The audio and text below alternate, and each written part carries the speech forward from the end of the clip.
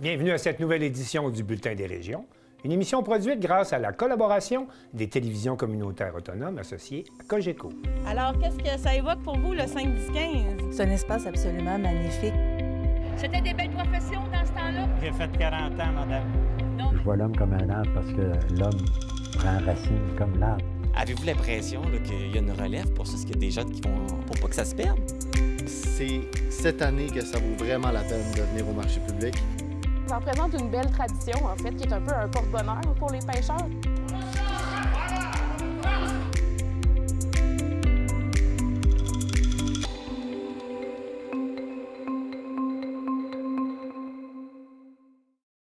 Au sommaire pour vous cette semaine. À Forestville, on veut boycotter les produits américains. À Vaudreuil-Soulanges, comme partout au Québec, la réforme du système de collecte sélective permet de récupérer plus et mieux. À New Richmond, on rencontre deux passionnés qui brassent du kombucha en harmonie avec la nature. À L'Îlet-sur-Mer, un concert bénéfice pour l'église Notre-Dame de Bon Secours, construite en 1768. À Amqui, dans le cadre du mois de l'Histoire des Noirs, la soirée Enchantée Afro-Vallée fait salle comble. À Grondines, on lance l'exposition virtuelle Grondines, terre de roches et de battures. En Gaspésie, on recherche vos souvenirs des salles de cinéma aujourd'hui disparues. À Sainte-Anne-des-Monts, on enseigne et on partage la culture du hip-hop. Mais pour commencer cette émission, on va se rendre à Baie-Saint-Paul, où les éducatrices du Centre de la petite enfance ont tenu, comme partout au Québec, une deuxième journée de grève. Monsieur Larivière de TVCO est allé à leur rencontre pour connaître leurs revendications. 13 000 employés des Centres de la petite enfance du Québec ont tenu une seconde journée de grève ce jeudi 6 février 2025, alors que les avancées issues des négociations entre le gouvernement et le syndicat semblent minimes. L'équipe de TVCO a rencontré un groupe d'éducatrices de Baie-Saint-Paul afin d'en apprendre davantage sur leurs revendications. Présentement, on est en négociation. La convention collective est échue depuis presque 2 ans maintenant. À la fin du mois de mars, ça va faire 2 ans que la convention est échue. Bien, nous, on demande les augmentations de salaire pour être équitable aux autres services qui sont offerts dans les autres secteurs d'emploi, comme la commission scolaire. Les secteurs, il y a un écart de 6 de l'heure dans le bas de l'échelle. Fait qu'en partant, les éducatrices qui se forment ou qui ne sont pas intéressées à venir travailler dans les services de garde parce qu'on s'entend qu'entre choisir entre un salaire de 21 de l'heure ou de 27 de l'heure, pour le même travail, on va choisir celui peut-être un petit peu plus payant. Les éducatrices réclament également un soutien bonifié du gouvernement en ce qui concerne les problématiques jeunesse. Les demandes au niveau aussi pour les soutiens à besoins particuliers, parce que de plus en plus, les services de garde, les enfants, il y a des enfants qui ont des besoins particuliers, puis on a besoin des éducatrices pour s'en occuper. Puis aussi que, tu sais, on augmente nos charges de travail, mais on ne nous donne pas plus de temps pour combler ces charges-là. On a à produire 2 fois par année le portrait de l'enfant, puis le soumettre aux parents. Si on veut un comparatif, c'est un petit peu comme un bulletin, une évaluation qu'on porte aux enfants chez les petits. Fait que en gros, ça ressemble à ça. Le gouvernement du Québec semblerait poursuivre les négociations avec le syndicat national malgré une réponse jugée non satisfaisante de ce dernier. Actuellement, je pense que ça stationne beaucoup. Tu sais, c'est comme un petit peu stagnant. Il n'y a pas beaucoup d'évolution. Il y a un petit peu d'évolution peut-être par rapport au salaire. Mais je pense que c'est entourant toutes les autres demandes là, que les employeurs mettent le frein, même qu'ils veulent reculer un peu là, sur les demandes qu'on a déjà présentement dans nos conventions collectives. Fait que, ils veulent prendre plus de recul qu'aller de l'avant. Sonia Lavoie rappelle que la situation des CPE dans Charlevoix est à l'image de ce qui se produit ailleurs au Québec. Actuellement, nous, au service de garde, à notre CPE, à la Goélette Enchantée, je vous dirais qu'on a une fille sur la liste de rappel. Fait que si une fille qui est malade demain, c'est OK, on va être correct encore, mais s'il y en a 2, s'il y en a 3, ça va impliquer des bris de service là, auprès des services offerts aux parents. Ça veut dire qu'il va y avoir des fermetures de groupe, qu'il va y avoir... Présentement, il n'y a pas eu de fermeture de groupe. On a toujours réussi à combler, à soit changer des enfants de groupe pour toujours en respectant les ratios. Par contre, pour arriver à offrir le service aux parents. Mais éventuellement... parti sur la voie qu'on est parti, ça se pourrait que dans les mois prochains, faut pas qu'il y ait de gros virus qui passent actuellement. La déléguée syndicale estime que les conditions actuelles pourraient avoir des répercussions à long terme sur la relève professionnelle dans les centres de la petite enfance. Actuellement, il y a peu ou pas d'éducatrices qui se forment pour travailler dans les services de garde.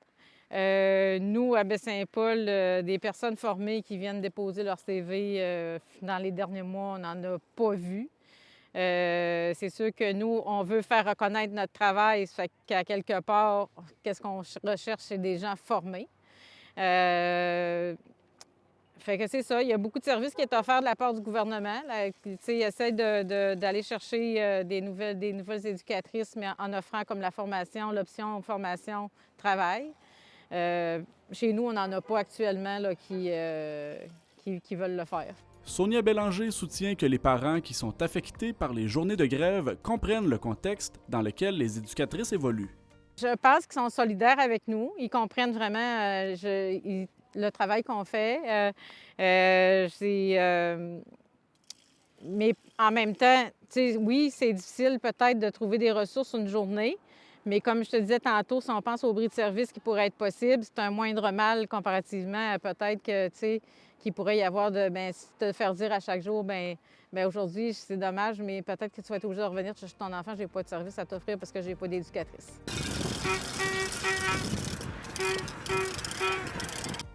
Une troisième journée de grève des CPE de la Fédération de la santé et des services sociaux est prévue pour le lundi 17 février prochain.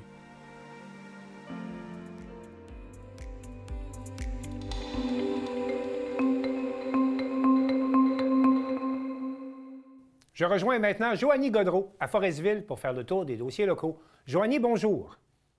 Bonjour, Martin. Bonjour. Tout d'abord, parlons du conseil de ville de Forestville. Il y a eu une résolution pour boycotter les produits américains. Oui, la résolution n'est pas adoptée encore, mais la mairesse de Forestville a lancé un message clair là, à la dernière séance qui se tenait le 11 février. Donc, elle demande vraiment aux citoyens là, de faire attention puis de se consacrer à l'achat local d'abord et avant tout. C'est en lien nécessairement avec les décisions là, de Donald Trump aux États-Unis. Comme l'a mentionné la mairesse, ça semble loin de nous quand même, ces décisions-là, mais elle croit que chaque citoyen doit faire sa part et les élus aussi veulent faire leur part, comme tu le mentionnais, en adoptant une résolution qui va leur permettre de boycotter les produits américains. Joanie, est-ce qu'on sait s'il y a beaucoup d'entreprises dans le secteur de la Haute-Côte-Nord qui dépendent de l'économie américaine?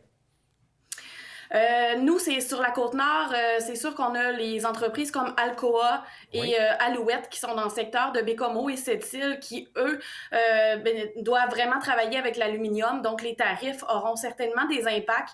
Pour le moment, les employés continuent quand même à faire leur travail comme habituellement. C'est ce qu'on leur demande.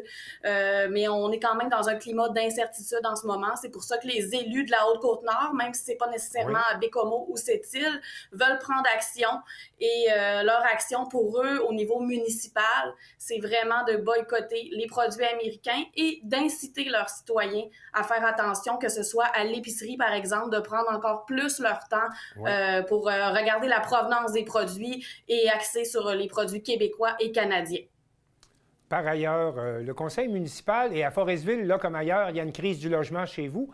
Il y a des nouvelles mesures qui ont été mises en place pour favoriser la construction de logements. Oui, exactement. Donc, la ville de Forestville est une des municipalités de la Haute-Côte-Nord là, qui a le plus de problématiques en matière de logement.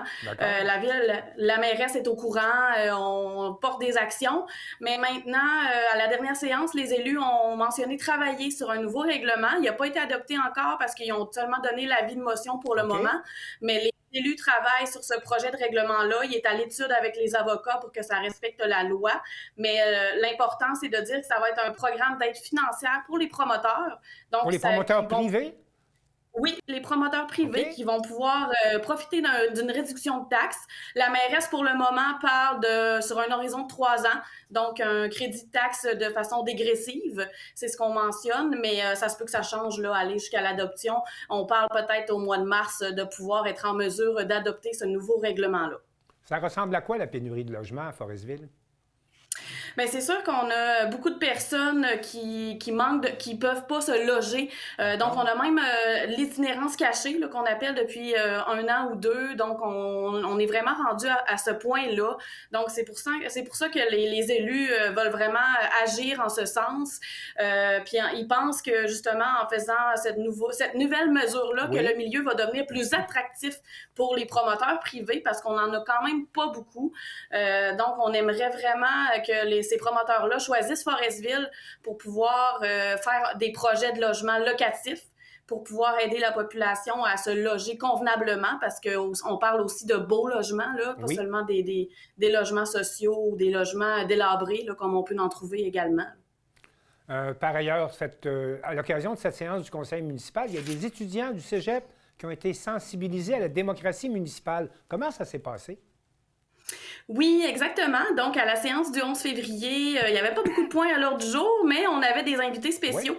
Donc, les cégepiens du cégep de Forestville qui étudient en sciences humaines. Ils ont un cours de sciences politiques, ces élèves-là. Ils étaient 6. Leur professeur les a amenés au conseil municipal pour voir comment ça se passe, pas seulement dans les livres, la démocratie municipale, mais sur le terrain aussi. Donc, c'est vraiment l'objectif du cours. Donc, ils ont pu assister à cette séance-là, voir comment ça se déroule, poser des questions à la fin et tout ça. La mairesse a même accordé du temps pour leur expliquer un petit peu comment ça fonctionne, telle résolution et telle affaire. Donc, ça a vraiment été pris en compte qui était présent à la séance municipale. Puis, dans un premier temps, il avait quand même rencontré la mairesse là, en classe avec la directrice générale Dominique Tremblay. Donc, ils s'étaient rencontrés auparavant pour pouvoir justement parler déjà un peu de c'est quoi la politique municipale, puis aussi poser leurs questions directement à la mairesse. Donc, il y avait déjà un premier pas de fait avant qu'ils viennent à la séance municipale. Et ça leur a permis d'en savoir plus long sur comment ça fonctionne, les fameux rouages de la municipalité. Exactement. Ben là, à la séance, ils ont vraiment vu ce qu'ils ont appris en classe. Donc, c'était plus théorique, c'était vraiment terrain. Puis, ce qui est intéressant aussi, c'est que l'enseignant Gervais Lessard, c'est lui qui a vraiment monté le cours de A à Z parce qu'avant, c'est déjà arrivé que les étudiants du cégep de Forestville viennent à la séance municipale, mais ça se déroulait en une seule séance et c'était terminé. Il n'y avait pas plus que ça.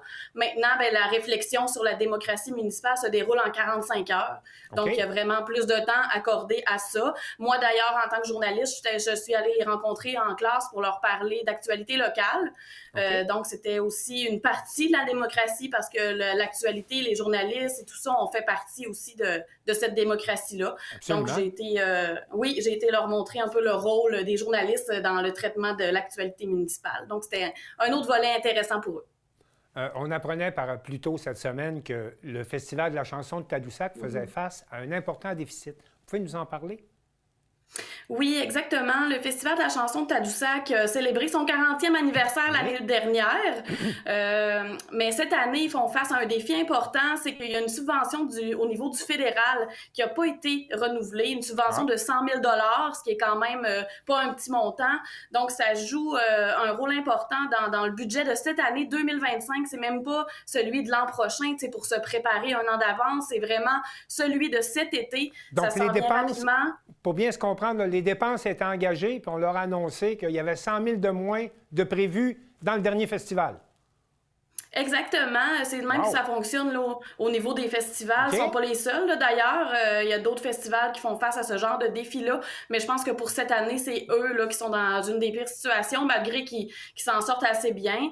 Ils vont lancer là, une campagne de sociofinancement prochainement. Ça va être leur moyen d'essayer de s'en sortir, d'essayer de boucler le budget là, du dernier festival. Production. Est-ce qu'on sait quels sont les impacts pour le prochain festival? Pour le 41e. Ben là, tout ça parle du 41e. Là. On parle vraiment de celui de 2025. Donc, il va y avoir des impacts déjà cette année, c'est évident.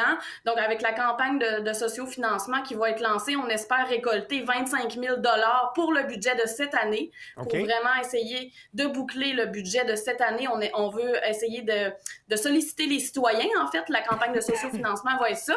Puis, on va avoir également d'autres moyens là, avec des cartes de membres. Ils vont sortir d'autres sortes de financements. mais la majorité, le majeur impact de ce trou de 100 000 $-là va être que le nombre de spectacles va diminuer cette année. Donc, au mois de juin, là, au lieu de s'attendre à 65 spectacles comme à l'habitude, on va avoir environ sur 3 jours, environ 50 spectacles, donc une diminution d'environ 15 spectacles. C'est ce qu'on anticipe là, cette année. C'est de plus en plus dur pour le milieu de la culture et des artistes, mais il y a un artiste chez vous, Linda, je regarde son nom, Linda Isabelle, qui a lancé une nouvelle initiative de son côté. Parlez-moi un peu de Mme Isabelle. Oui, donc Linda Isabelle, c'est une artiste peintre de Bécomo, mais qui est à Forestville quand même depuis plusieurs années. Elle est vraiment reconnue à l'international, donc elle peut se compter parmi les chanceuses là, sur les artistes de la côte. Oui, elle vit de son art depuis 10 ans. Okay. Donc, quand même, c'est bien là, à Forestville et sur la Côte-Nord. Donc, elle fait partie de ceux qui sont privilégiés. Mais quand même, il y a des défis. Et là, elle avait un petit trou dans son horaire, ce qui n'est pas arrivé souvent dans les dernières années. Elle fait beaucoup de symposiums et tout ça, se promène partout au Québec. Elle a beaucoup de demandes spéciales aussi qu'elle tient à faire. Mais pour cette année, elle avait un trou dans son horaire. Fait qu'elle s'est dit, pourquoi ne pas en profiter pour transmettre ma passion aux jeunes, parce qu'elle trouve ça tellement important de, justement, l'art quand on est plus jeune. Puis en région, ben on retrouve moins de ce genre d'atelier-là. Fait que les jeunes qui sont passionnés par l'art, ben vont faire de l'art plastique à l'école, comme elle le fait plus jeune. Oui. C'est peut-être là qu'ils vont se découvrir une passion, mais ils n'ont pas nécessairement d'autres opportunités tant que ça, peut-être que dans les centres urbains. Donc, elle trouve ça important.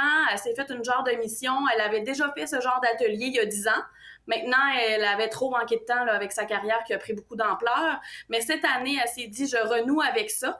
Donc, elle a commencé 3 groupes là, selon l'âge, parce que bien évidemment que les enfants avec l'âge ne peuvent pas tout faire les mêmes choses. Puis elle a créé des ateliers sur mesure pour eux, vraiment avec toutes sortes de techniques, pas seulement la peinture, ils vont toucher aux chandelles, au plâtre, il y a vraiment toutes sortes de techniques. Et Joanie, vous nous avez préparé un reportage là-dessus?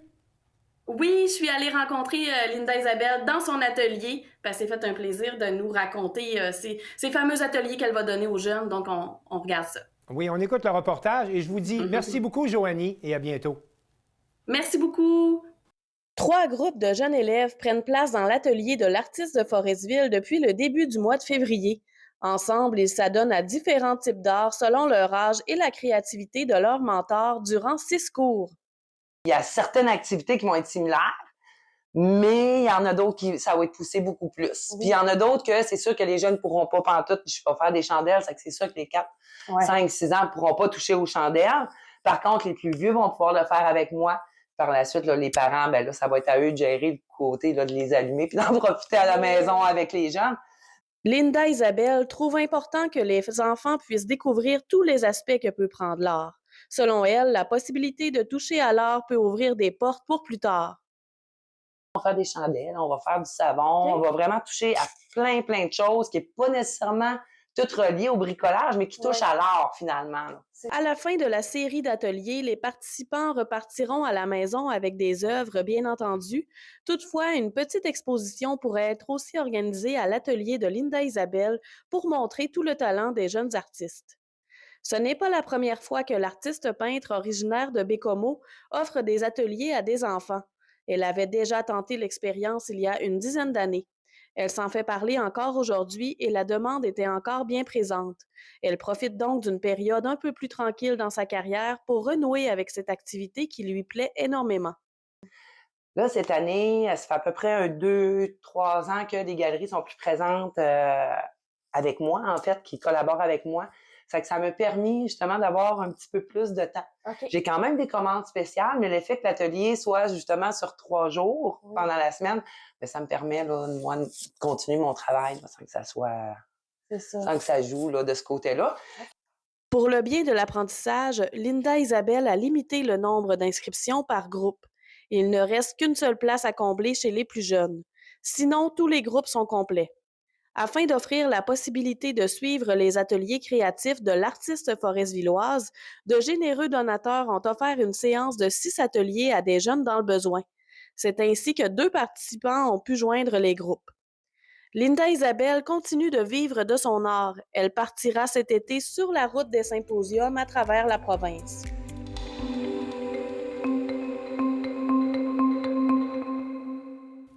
Chantal Bédard de C'est sûr.tv fait le point sur le nouveau système de collecte sélective qui a été implanté partout au Québec avec le préfet de la MRC de Vaudreuil-Soulanges, M. Patrick Bouzé. Depuis le 1er janvier 2025, des changements importants ont été apportés à la collecte des matières recyclables dans le cadre de la modernisation et de l'uniformisation du système de collecte sélective par le gouvernement du Québec. C'est sur la télé a voulu savoir en quoi consistent les impacts pour les citoyens de Vaudreuil-Soulanges. Qu'est-ce que ça signifie, modernisation des collectes sélectives? Bien, en fait, déjà, au départ, c'est maintenant Éco-entreprise Québec qui gère les collectes sélectives au Québec. L'objectif est de récupérer plus de matière que ce qui se faisait auparavant, notamment les catégories. Maintenant, les catégories de plastique 1 à 7, les styromousses, comme les barquettes. Enfin, l'objectif est d'aller chercher le plus de matière à recycler possible. Qu'est-ce qui a amené à ce changement?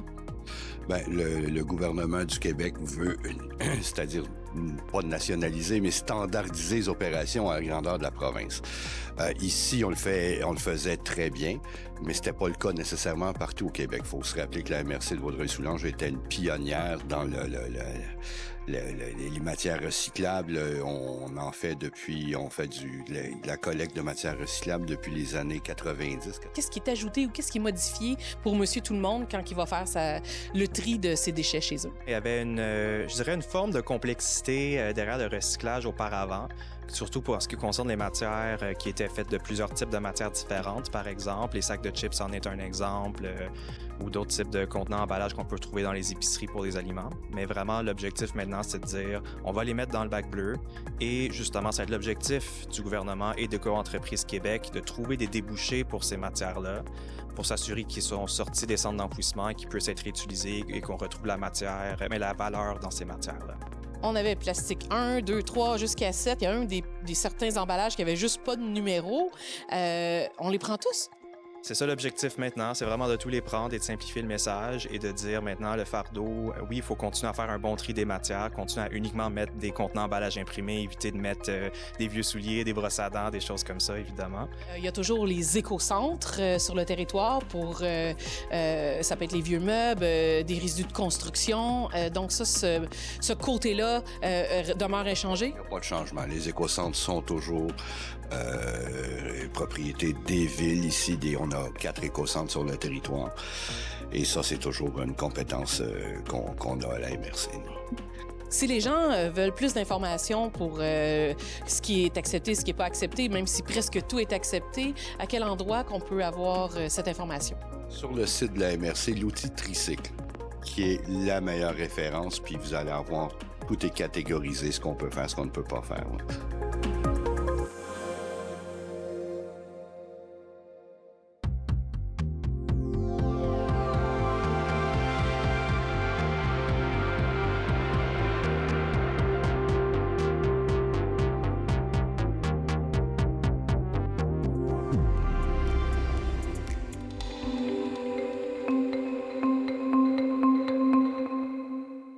Valérie Pinault de Télévague nous présente une autre facette de la Gaspésie gourmande en nous présentant l'entreprise Vie Kombucha. Anouk, ça vient où l'idée d'avoir créé votre entreprise Vie Kombucha? L'idée, dans le sens que nous, on fait du kombucha depuis, personnellement, depuis quasiment 15 ans, tu sais. Puis ça a commencé, c'est que moi, je faisais de l'arthrite quand j'étais jeune, OK? Puis, quand j'ai rencontré Benoît, qui est copropriétaire avec moi dans l'entreprise, qui est mon copain aussi, lui, il essayait de trouver des solutions pour, aider pour mes douleurs, tout ça, puis au niveau de l'alimentation, on s'est mis là-dessus, puis on a trouvé que le kombucha, ça avait beaucoup de propriétés anti-inflammatoires, ça aidait la flore intestinale, le microbiote, tout ça. Fait qu'on s'est mis à brasser notre propre kombucha. En tout cas, moi, ça m'a vraiment aidé, mais parmi tant d'autres choses. Puis après ça, on a déménagé en Gaspésie. Puis on a fait goûter notre kombucha à des amis, puis tout ça. Puis tout le monde disait, mon Dieu, mais il est donc bien bon, votre kombucha. Fait que là, on était comme, tu sais. Puis on est 2 entrepreneurs à la base. On a fait d'autres entreprises aussi. Puis tu sais, nous autres, ça nous prend pas grand-chose de nous allumer, là. Fait que là, ce qu'on a fait, on s'est dit, crime, on va en brasser en plus grande quantité. Fait que là, on s'est loué un petit local, puis ça a commencé comme ça, avec nos fonds personnels. Puis, tu sais, on a appris sur le tas. Là, on a commencé, je pense, en 2018, là, si je me souviens bien. Là. Puis, fil en aiguille, ça a grandi. Puis là, on est rendu dans des plus gros locaux à Carleton-sur-Mer. On distribue à travers la Gaspésie par Servab, qui est notre distributeur qui collabore avec nous. Puis, on a aussi de quoi super génial. Depuis la pandémie, on a décidé de faire la livraison à domicile. Le même principe que le laitier dans le temps. On va porter des caisses de 12 ou de 24. Puis après ça, la personne va garder ses bouteilles. Puis à la prochaine livraison, nous, on ramasse les bouteilles, puis on les lave, puis on les remplit. Fait que ça, on a gardé ça depuis la pandémie. Puis ça marche super bien. On livre à toutes les 3 semaines de nouvelles à bonne aventure. Puis on a aussi une super collaboration avec la fleuriste, l'agenda fleuriste à Maria. Elle a un char électrique, puis ça livre des fleurs. Fait qu'elle fait notre rhum de kombucha aussi en même temps. Le kombucha, à la base, faire simple de même, c'est une boisson de thé fermenté. Le sucre sert à faire une fermentation. On ajoute des bactéries, des levures d'un autre kombucha. Fait que c'est du kombucha qui fait du kombucha. On entretient, c'est pareil comme un levain quand on fait du pain. Fait qu'à partir de là, ben, le kombucha va fermenter. On laisse fermenter, nous, personnellement, 9 jours, mais on a déjà essayé 7 jours, on a déjà essayé 14 jours, mais c'est personnel à chacun. Plus ça fermente longtemps, plus ça devient vinaigré ou acidulé, parce qu'il y a plusieurs acides dans ça. On trouve que le kombucha est comme bien balancé après 9 jours. Puis après ça, ben nous, on retire ça des cuves, on le refroidit, on ajoute nos ingrédients, on fait des infusions à froid pendant 1 semaine, 2 semaines, et après ça, on peut l'embouteiller. Le kombucha maison n'ont pas l'équipement pour ça, mais ils peuvent refermenter en bouteille pour qu'il soit pétillant. Nous, on l'ajoute avec des bonbonnes de CO2. Comme ça, c'est plus stable, puis commercialement, c'est plus viable aussi. Les premières 4 saveurs qu'on avait, c'était vraiment des saveurs de base, là. Tu sais, on avait miel, gingembre, on avait thé vert. Thé vert, c'est simplement, genre, le kombucha à l'état pur avec du thé vert dedans, plus une autre infusion de thé vert à froid. Puis après ça, on avait mangue orange, puis on a rajouté un petit peu de houblon. Puis après ça, on s'est mis, genre, à comme brainstormer, puis être plus créatif, parce que là, on contrôlait plus, là, le kombucha lui-même. Fait que dans le sens que ce qu'on fait, nous, on cueille nos propres ingrédients. Oui. Ouais. Puis on a un kombucha aussi qui s'appelle le Gaspésien, puis que tous les ingrédients, ben tu sais, les ingrédients qui sont là-dedans, c'est des herbes qu'on cueille autour de Carleton. Là. Fait que, tu sais, on fait nos recettes aussi beaucoup par inspiration, parce que je veux pas, tu sais, à un moment donné, un herbe, tu sais que ça goûte, on veut plus d'amertume, on va mettre du houblon, du labrador, c'est comme ça. Mais tu sais, on est des créatifs, là, fait que, tu sais, bien sûr, des fois, on manque notre coup, mais, mais là, ça arrive plus souvent, là. Là, vous êtes rendu à combien de saveurs disponibles? Il doit en avoir au moins une 15aine, là. Tant que ça. Mais, tu sais, des fois... je te dirais, le kombucha à monarde. La monarde, c'est une fleur qui pousse dans notre jardin, là. On coupe le top, puis on infuse juste la fleur dans le kombucha. Mais là, celle-là, mettons, tu sais, quand il y en a plus, quand j'ai plus ma réserve de monarde, comme là, il y en a plus, on est en janvier, ben là, il va falloir attendre à l'été. Okay. Fait que, tu sais, disponibles, ils sont pas disponibles à l'année. On y va selon, tu sais, la disponibilité, ce qui nous reste, là. Pour ce qui est des vertus du kombucha, c'est difficile à dire parce que c'est pas notre domaine, mais généralement parlant, c'est une boisson qui est faible en sucre, mais qui est quand même sucrée, mais qui est, je dirais, 5 fois, 6 fois moins sucrée qu'une liqueur traditionnelle, fait que c'est une bonne alternative. Sinon, ben, tu sais, ça reste une infusion de thé. Le thé est très bon, je pense que c'est polyphénol, puis comme il y a plein d'antioxydants. Puis après ça, ben, la fermentation elle-même crée des probiotiques qui sont super bons pour le microbiote, la digestion. Puis quand on parle de digestion, ben souvent ça implique plein de bienfaits, là, parce que si tu digères pas bien, tu files pas bien, t'as pas d'énergie, tu vas faire de l'inflammation, tu vas peut-être être malade, mauvaise humeur. Fait que ça change plein de choses pour ça. Puis en plus, je lisais à un moment donné que l'acide lactique qui est créé par le kombucha était comme l'acide de la bonne humeur. Fait qu'en tout cas, ça peut donner un petit boost des fois, là. Vous pouvez nous contacter sur notre Facebook, Vie Kombucha, puis s'informer sur la livraison, là.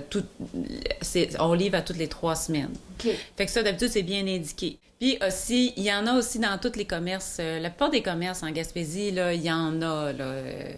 Informez-vous, puis la plupart, il y en a. Ça se retrouve toujours dans les coins réfrigérés parce que le kombucha, faut que ça soit réfrigéré en tout temps. Le nôtre, il est juste en Gaspésie. Juste avant la pandémie, pandémie, on essayait d'aller à l'extérieur, mais veut pas, avec les coûts, tout ça, tu sais, on est mieux de rester plus petit pour nous, là, notre idée, rester plus petit dans notre région, puis toucher le plus de gens, puis le faire connaître.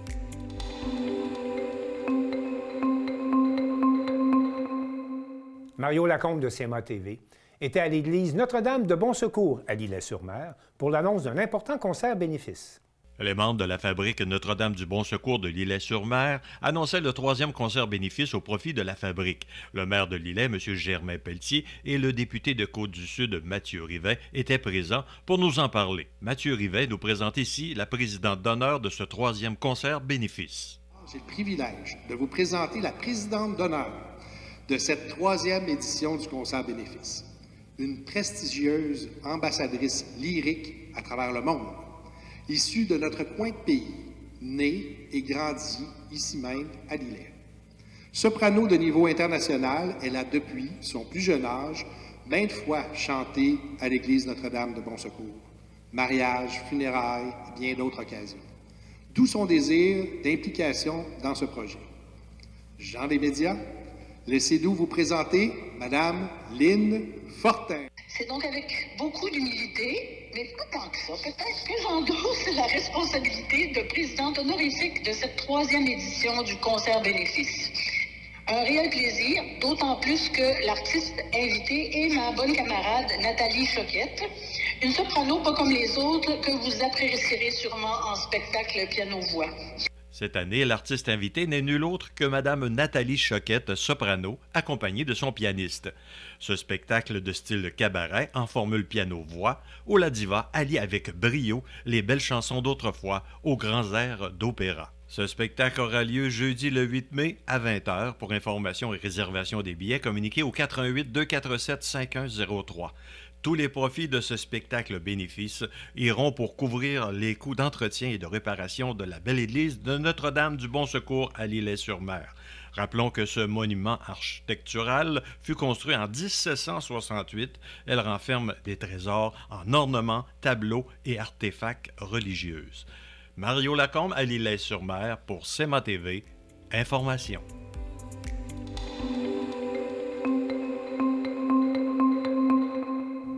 Février, c'est le mois de l'histoire des Noirs et l'équipe de la TVC Matapédia nous rapporte qu'à Amqui, on a organisé toute une soirée. Le mois de février est le mois de l'histoire des Noirs et dans le cadre de ce mois thématique, la MRC nous offrait une superbe soirée enchantée sous le thème Afro-Valley, soirée enchantée. Le 8 février dernier, on était sur place et on vous amène avec nous pour vous faire vivre toute la frénésie de la soirée.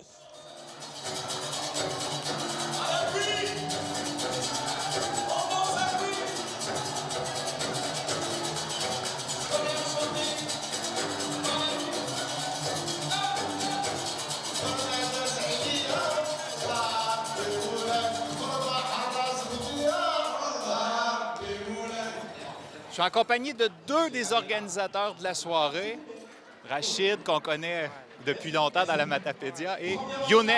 Bonsoir, messieurs. Bonsoir. Bonsoir, bonsoir. Dites-moi, qu'est-ce qu'on célèbre ici ce soir à Lac-au-Saumon? Oui, on célèbre une fête, premièrement. C'est dans le cadre de l'histoire des Noirs au Canada. Alors, on a voulu une soirée qui rappelle cet événement et la contribution des personnes noires dans l'histoire du Canada. Alors, c'est ça ce qu'on célèbre ce soir. C'est bon? Est-ce que vous êtes prêts? C'est toute une organisation, c'est grandiose. On a de la musique, on a de la nourriture aussi, on mélange les cultures. Depuis combien de temps vous travaillez à organiser cette soirée-là? D'après moi, ça fait plusieurs mois. On est en train de faire des vidéoconférences, des rencontres physiques pour bien organiser, pour que tout ça se passe bien, cette soirée, pour tout le monde être content. Et surtout pour un mélange culturel, pour présenter comme nos habits, la culture, la bouffe, tout ce qui représente comme pays, comme continent aussi africain. Et l'histoire des Noirs, c'est ça. On sent derrière qu'il y a beaucoup d'animation. Il se passe beaucoup de choses en ce moment. On a tout un animateur de foule. Oui, Rachid, c'est vraiment une formule gagnante pour les spectacles. Elle a un historique d'animation. C'est son métier, en fait, de principe. Alors, on est chanceux de l'avoir pour mettre le feu dans la soirée. Ouais.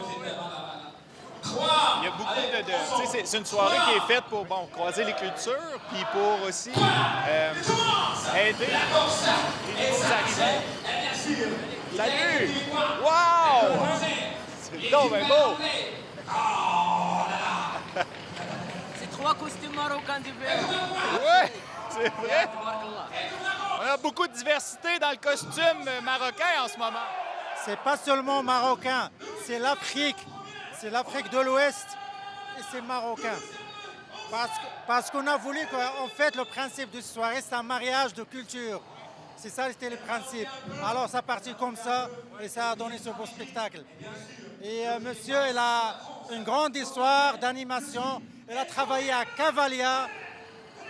Il a travaillé un groupe traditionnel de gymnastique au Maroc. Et c'est le meilleur représentant de cet art africain. Oui. Salaman Gwana Gnawa. Salaman Gnawa.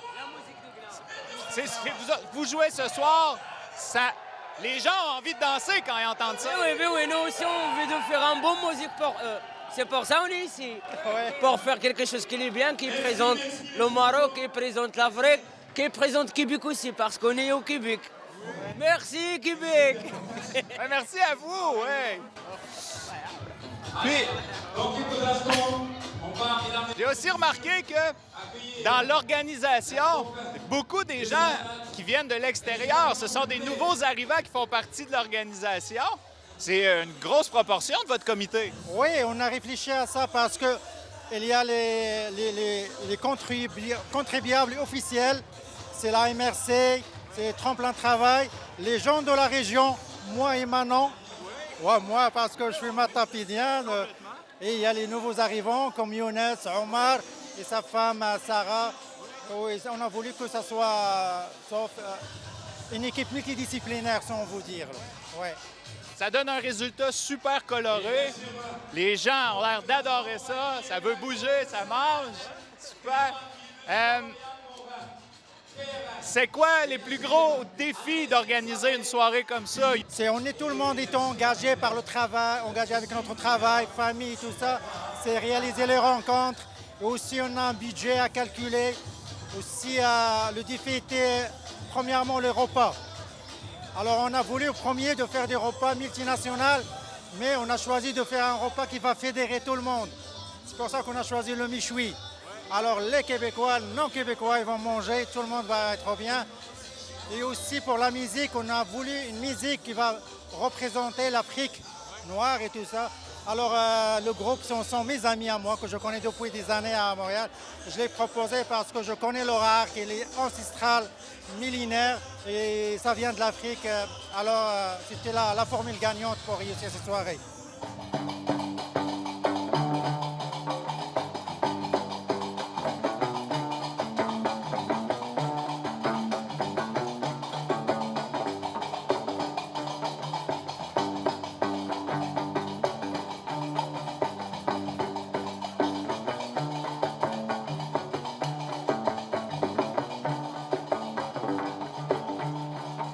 Donc, on va avoir Salaman Gnawa qui va revenir, puis c'est DJ Serran qui va nous compléter ça avec... je pense qu'il est en train de se réchauffer en ce moment. C'est ça, oui. C'est ça. Je tiens de souligner que le groupe était très content de l'accueil et ils ont été surpris comment dans la vallée on organise les choses, comment ça se passe. Ils ont été surpris, ils sont contents. Super, ben c'est super bien parti. Merci beaucoup pour votre travail. Excellent. Ça fait plaisir. Merci.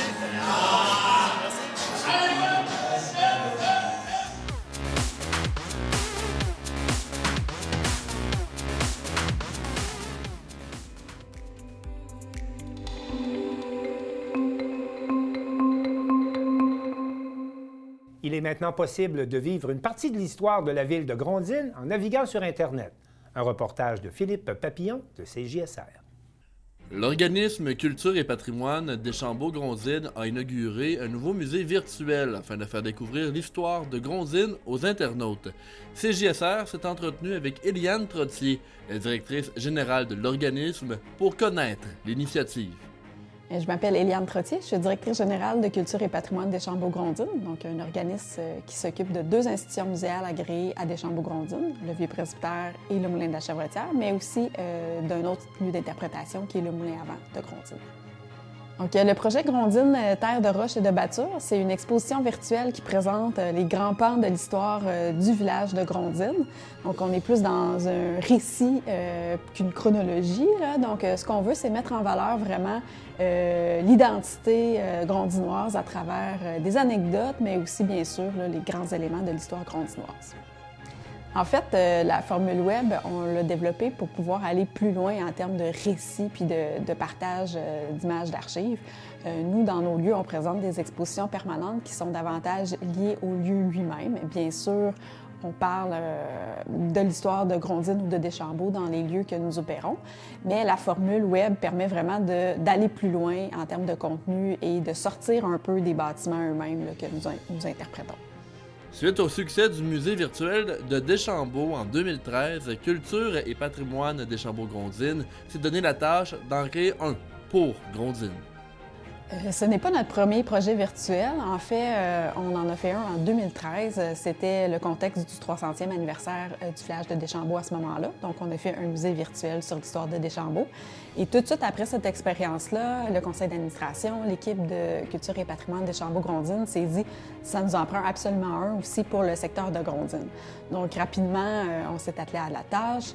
C'est un projet qui a pris quand même pas mal de temps à réaliser parce que, contrairement au secteur Deschambault, dans les archives de l'organisme, on n'avait pas beaucoup de matériel.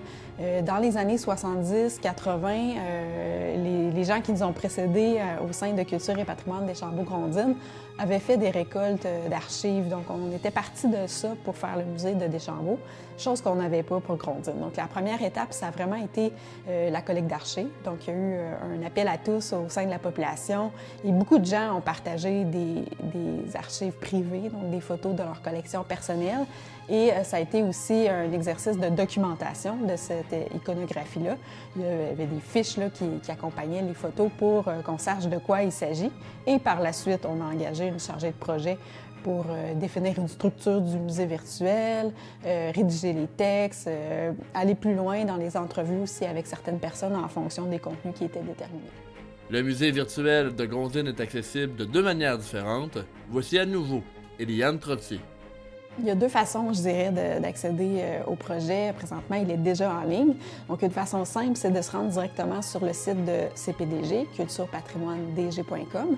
Donc, dans l'onglet « À visiter », il y a une section « Exposition ». Et au bas de cette exposition-là, sont présentés des liens vers nos 2 expositions virtuelles. Donc, soit celle sur Deschambault qu'on a réalisée il y a un certain temps et la toute nouvelle sur Grondines. Sinon, c'est un site qui a été soutenu par Musée numérique Canada. Donc, eux, ils ont une plateforme qui regroupe tous les projets qui ont été réalisés à travers leur programme. Donc, en se rendant là, on peut y aller aussi. Sinon, bien, évidemment, il y a une adresse pour s'y rendre, c'est histoire avec un S de chez nous.ca. Donc, ça, c'est la plateforme des musées numériques. Et après ça, bien, on peut chercher Grondines là, dans le moteur de recherche et ça apparaît facilement. Donc, quand on arrive, ça, c'est la page d'accueil. C'est de cette façon-là dont ça se présente. Donc, il y a un texte d'introduction, bien sûr. Et pour commencer à lire les récits, on peut commencer à lire l'histoire ici ou c'est la même chose là, si on va à Histoire en haut là, dans l'onglet. Donc, ça se présente de cette façon-là, c'est-à-dire qu'il y a un menu sur le côté et chaque section est présentée plus au centre.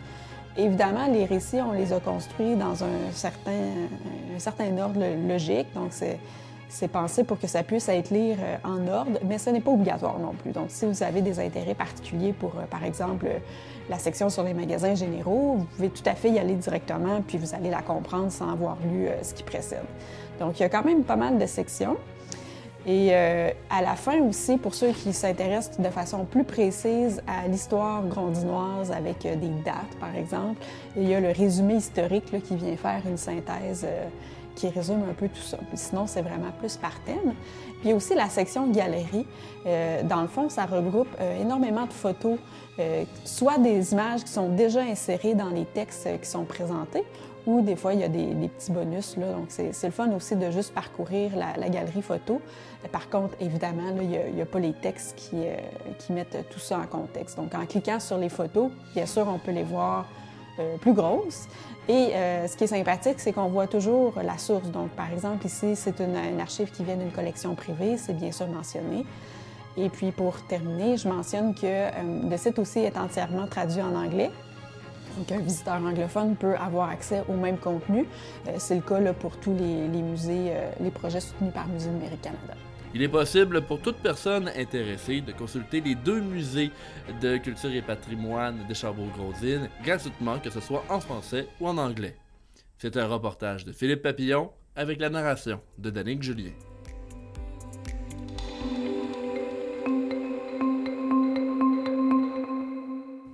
Le magazine Gaspésie lance un appel à tous pour retrouver des souvenirs des cinémas qui avaient pignon sur rue en Gaspésie et qui sont aujourd'hui disparus ou transformés. On écoute le reportage de Jean-Denis Laperrière de la télévision du Rocher-Percé.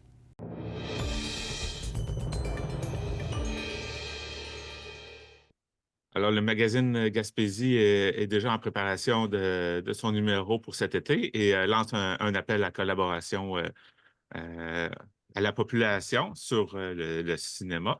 Donc, on va en parler avec Marie-Josée Lemaire-Clapette, directrice en chef, pas directrice, mais rédactrice en chef du magazine Gaspésie. Bonjour. Bonjour. Ça va bien? Ça va très bien, vous? Oui. Donc, j'ai dit sur le cinéma, mais en fait, c'est plutôt sur les cinémas et les cinéparcs de la Gaspésie. Oui, exactement. En fait, quand on a commencé à penser à ce thème-là, je pensais au cinéma dans le sens large, mais je me suis rendu compte rapidement qu'il y a eu tellement de salles de cinéma, de projections de films ambulantes en Gaspésie, de cinéparcs, etc., que juste en focusant sur les salles, si je peux m'exprimer ainsi, on avait amplement de matériel. Donc, en effet, c'est sur les cinémas et non sur le cinéma comme art. Tu parles de cinéma ambulant, c'est quoi tu veux dire? C'est des...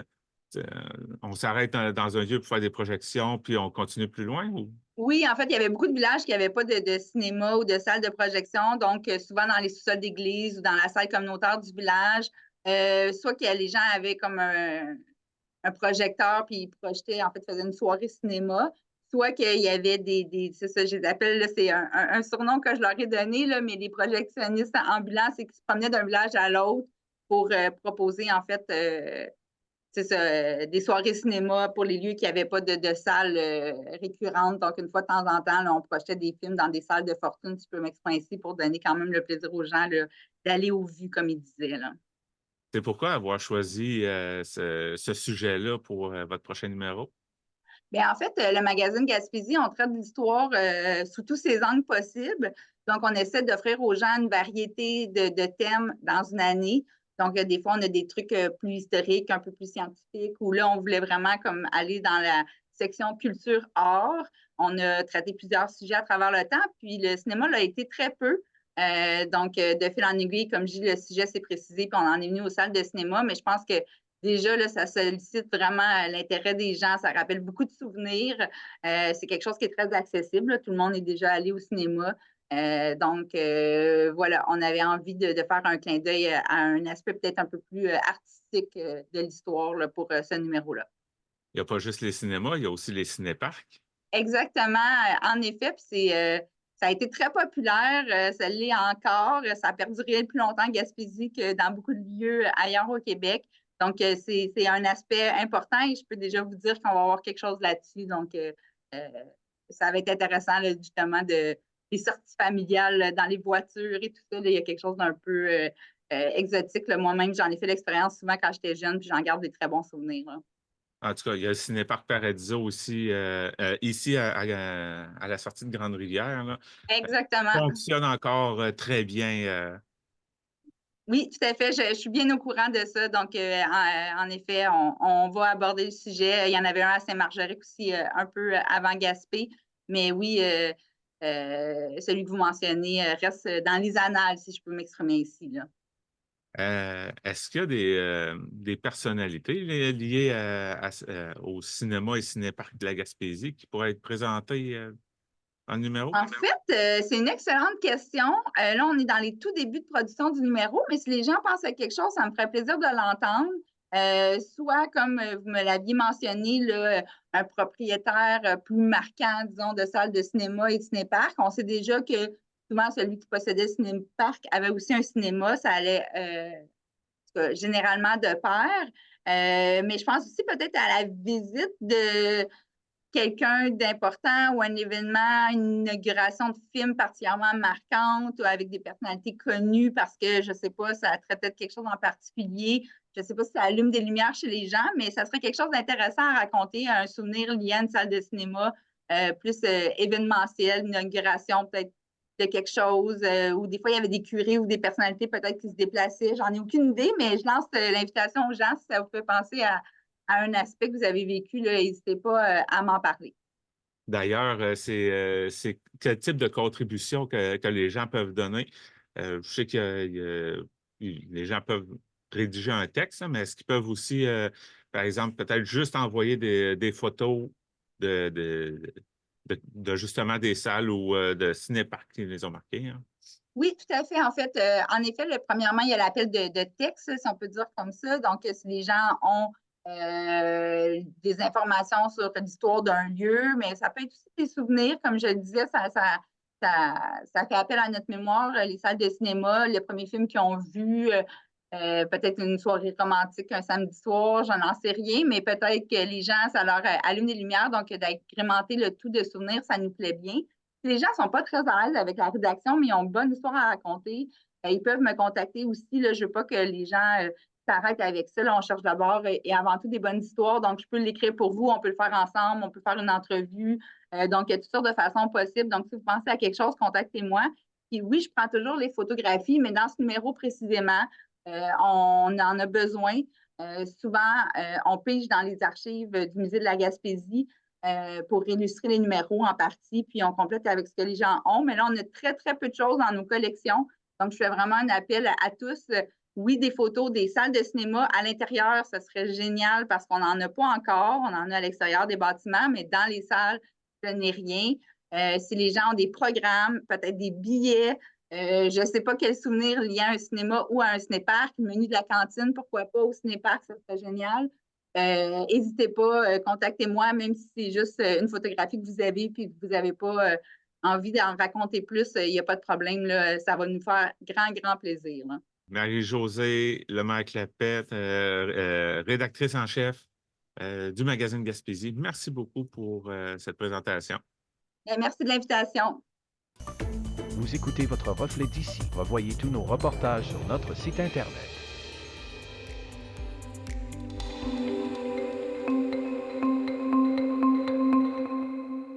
La télévision de la Haute-Gaspésie nous présente un reportage sur une série de spectacles qui permet l'enseignement et le partage de la culture hip-hop. D'où ça vient, cette idée-là, de faire une tournée gaspésienne de hip-hop? Ça faisait en fait 3 ans, donc c'est notre 4e année qu'on fait un événement ici où on enseigne, puis on partage un peu la culture hip-hop, ce que moi j'ai eu accès en étant dans les grands centres. Et puis je voulais faire découvrir un peu cette culture-là, pas juste comme elle se voit à la télé, mais aussi comment on la vit entre nous, puis les valeurs qui sont derrière, l'histoire qui est derrière. Donc pour nous, c'était vraiment une belle occasion de pouvoir le partager à un grand nombre de gens dans les régions. Et puis au fil des années, on a ajouté des villes, des écoles, des centres communautaires, des théâtres. Donc là, ça continue de grossir dans l'Est du Québec et on espère que ça se poursuive encore plus loin.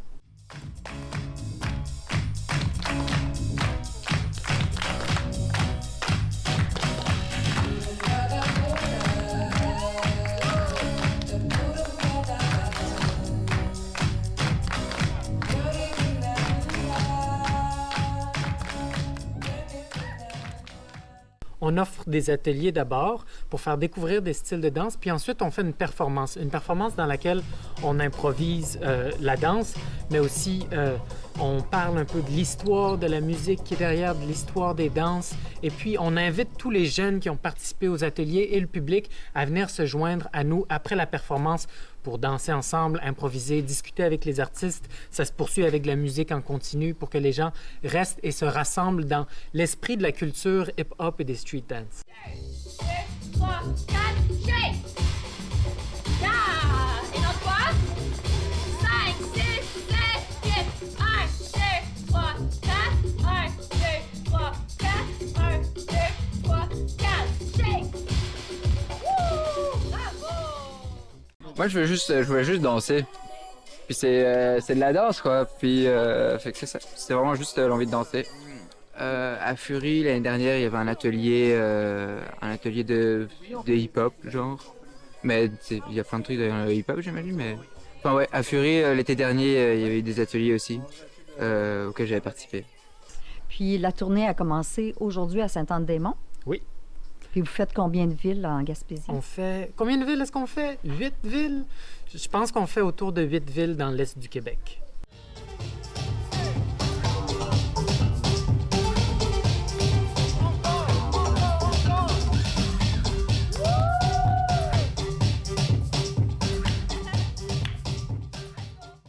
DJing, ben, il y a beaucoup de pitons, je ne vais pas tous les expliquer, mais en gros, le DJing, ça permet de faire des boucles de répétition dans une chanson ou de faire des transitions plus fluides d'une chanson à une autre. Donc, ça permet à la cadence de rester présente pour qu'on n'arrête pas la danse entre chaque chanson. Donc, on a des volumes différents, puis on peut changer des fréquences aussi pour enlever les basses fréquences ou les hautes fréquences, puis ça permet de mettre des fois 2 chansons en même temps, 3 chansons en même temps, puis qu'elles se mélangent bien ensemble. Et puis, c'est un outil qui a vraiment été utilisé dans l'histoire pour rassembler les gens autour de la musique. Il y a une chanson qui joue en ce moment. J'en choisis une autre dans ma machine.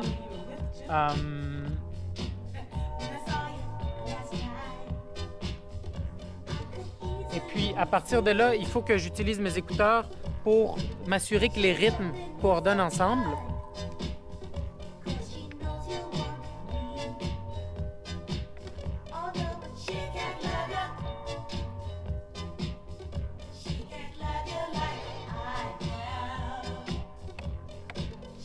Et puis ensuite, je peux démarrer cette chanson par-dessus l'autre.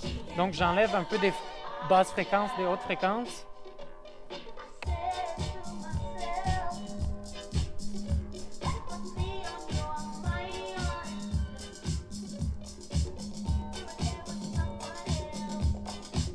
Je peux mettre un petit écho sur la chanson qui jouait avant. Et puis là, on en a une nouvelle qui est partie. Donc voilà, la musique s'est pas arrêtée, puis les deux se sont combinés ensemble. On a été chanceux, on a eu la chance cette année de te voir à l'émission Révolution. C'est toute une expérience. Peux-tu m'en parler un petit peu? Oui, ben c'était une super belle expérience. Pour moi, j'ai rencontré plein d'artistes super intéressants qui venaient de différents milieux de danse, différents styles de danse. Et donc, c'était vraiment une belle expérience de découvrir ça, puis de me faire connaître aussi par des gens un peu plus du grand public, parce que d'habitude, dans la danse, on a notre public, on a nos communautés, mais là, d'aller au dépanneur, au village, puis de me faire reconnaître, c'est agréable, ça permet d'avoir des discussions avec plein de gens, puis que les gens comprennent un peu ce que je fais dans les régions où j'habite d'ailleurs à Marsouis.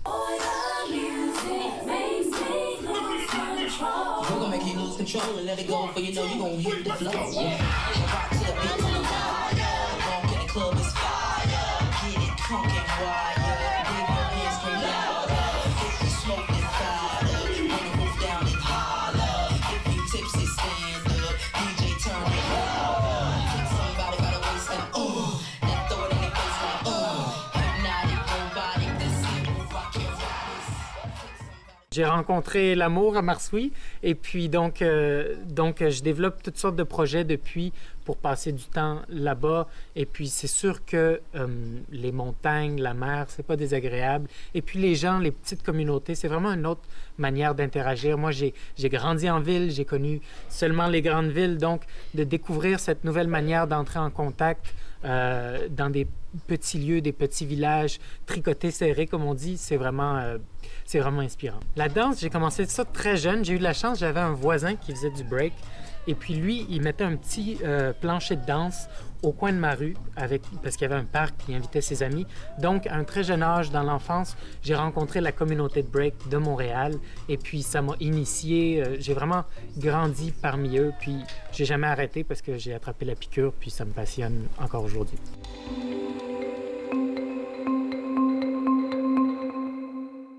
C'est tout pour le Bulletin des régions cette semaine. J'espère que ça vous a plu. Je remercie toutes les stations de télévision participantes et je vous dis à bientôt.